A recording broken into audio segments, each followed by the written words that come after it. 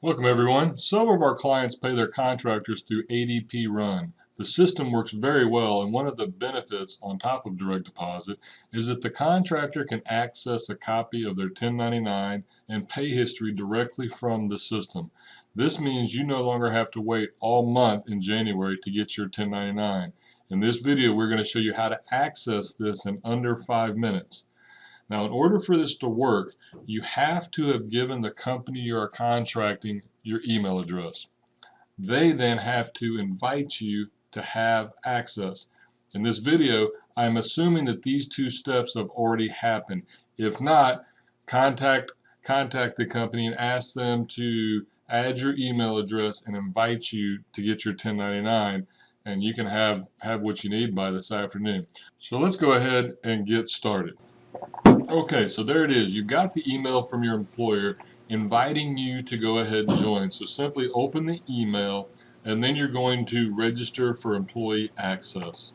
At this point, you have to use your name. It's important that you use the name that you have given the company because they do need to match. And then you're going to have to know the last 4 digits of your EIN number or your Social Security number, depending on how you are set up. Input that, and then we're on to the next step. At this point, you're going to need to verify email address and also give it a phone number, mobile phone number, so that you can recover in case you ever get locked out, because you're the one who controls your password, not the contractor that is providing you the 1099. At this point now, you need to set up your account. For user ID, I recommend that you use your email address. You'll notice in this that we start and it kicks it out. It's hard to get an ID that accepts because there's just so many different Williams, Steves, Joes. So go ahead and use your email address right up front. That tends to be the best. You can do whatever you want, but just from experience, I would recommend the email address, and obviously pick a secure password. Click accept and create your account. At this point, your account has been created and you can sign up.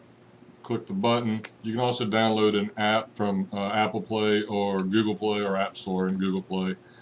And now you just have to log in with the user ID, probably your email address, and the password that you set up. You can see there, if you forgot your user ID or password, you'll click there. That's why it was important that we verified email address and phone number a minute ago. At this point, you're in. It really was that simple. You are now inside of the dashboard. You'll see a high-level overview of some things. You can get in here, you'll see more as time goes on. You'll get a little more comfortable with it.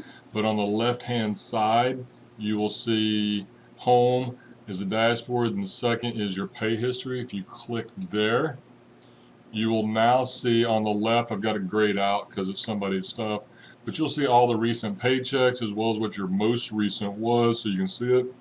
And then you just scroll to the bottom, click the 1099, and then you will have to put in the security stuff so they can verify you are who you are. At which point then you're going to get an email or a text, depending on which way you chose for the security code. In this case, I chose the email. So we'll have to flip over to our email account, which we're doing right now. We'll get the 6-digit code.